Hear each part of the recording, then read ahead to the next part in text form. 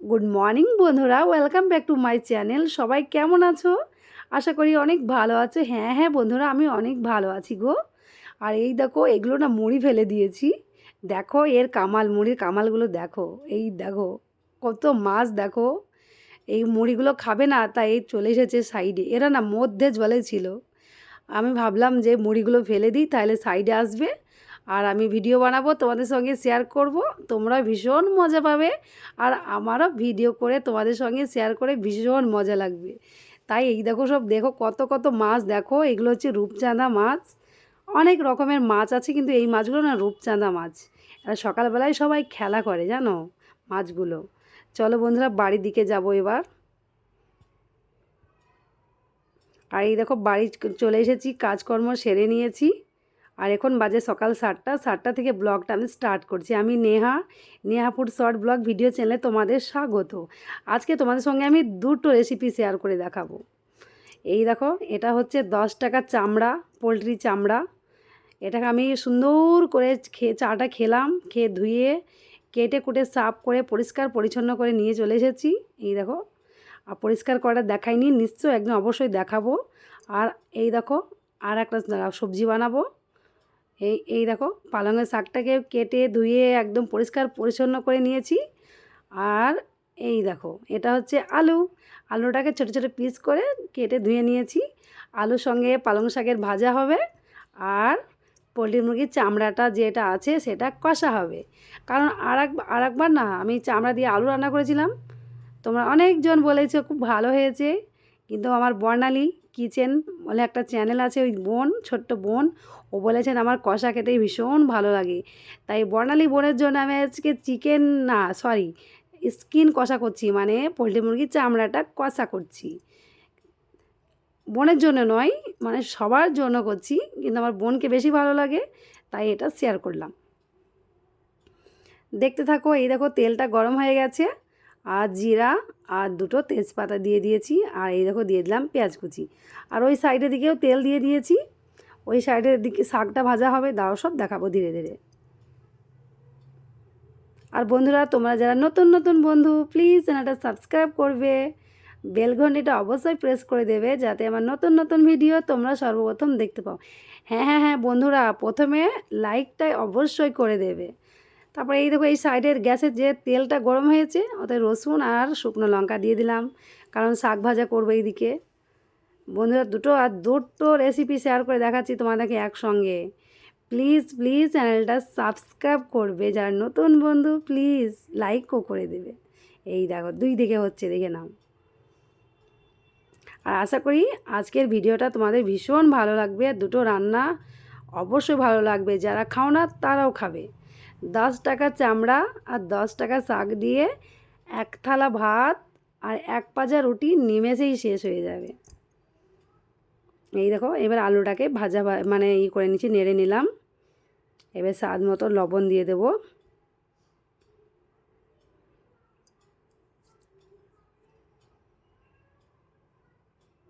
এই দেখো, স্বাদ মতো লবণ দিয়ে দিয়েছি।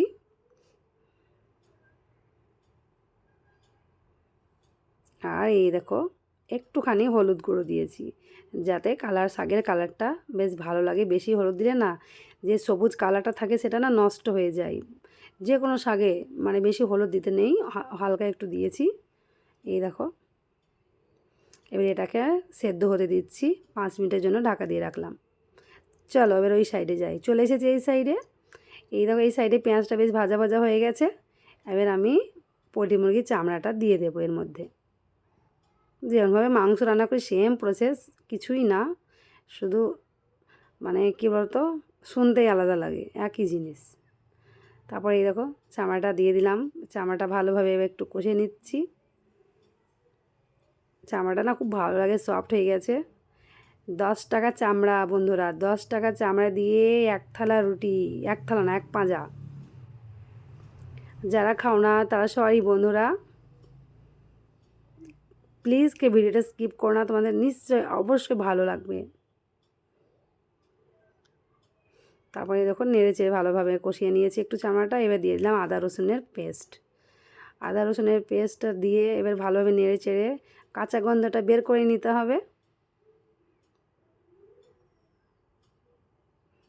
এই দেখো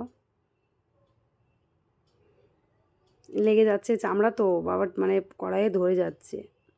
একটু সাবধানে নাড়বে, এটা ফোটেও এক এক সময়। তারপর স্বাদ মতো লবণ দিয়ে দিচ্ছি, আর হলুদ গুঁড়ো, সেম প্রসেস যেমনভাবে মাংস রান্না করি সেটাই, সেভাবে। শুধু একটা জিনিসই দিইনি, সেটা তোমরা কমেন্টে বলবে কি।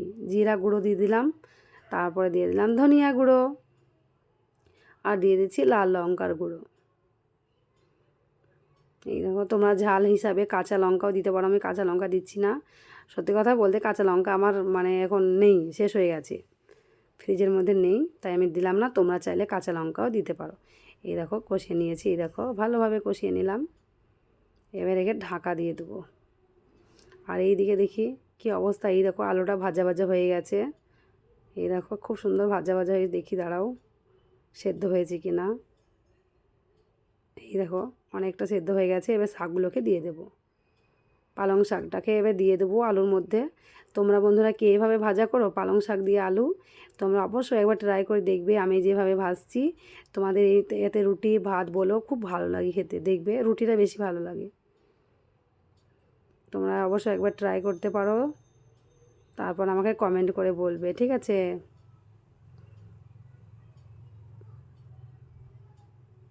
তোমাদের সাপোর্ট চাই বন্ধুরা, সাপোর্ট চাই গো, তোমাদের সাপোর্টের খুব দরকার। আমি যতই ভালো রান্না করছি কিছুই হচ্ছে না, কেন জানি না। আর এই দেখো চামড়াটাকে কষা হয়ে গেছে, এই দেখো এবারে হালকা জল দিয়ে দিতে হবে।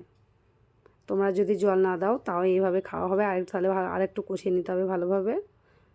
আমরা একটু হালকাখানি ঝোল দেব, যাতে একটু মানে খুব একটা ঝোলও হবে না, দেখতে থাকো। একটু জল দিয়ে দিলাম। তোমরা চাইলে এখানে গরম জলও দিতে পারো, আমি গরম জল দিইনি, আমি এখানে ঠান্ডা জল ইউজ করেছি।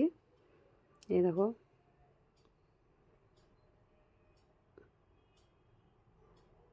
কেমন হয়েছে বলো।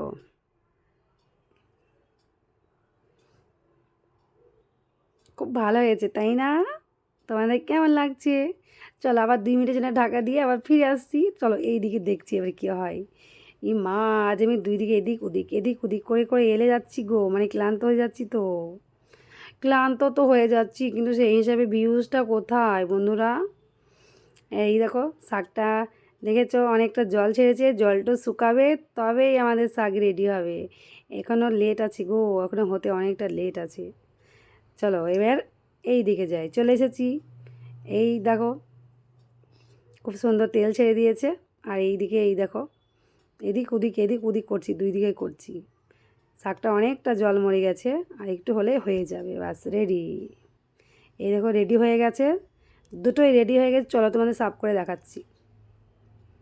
এই দেখো 10 টাকার চামড়া, মুরগির চামড়া 10 টাকা দিয়ে 1 পাঁজা রুটি বা ভাত, তোমাদের ইচ্ছে যেটাই খেতে পারো।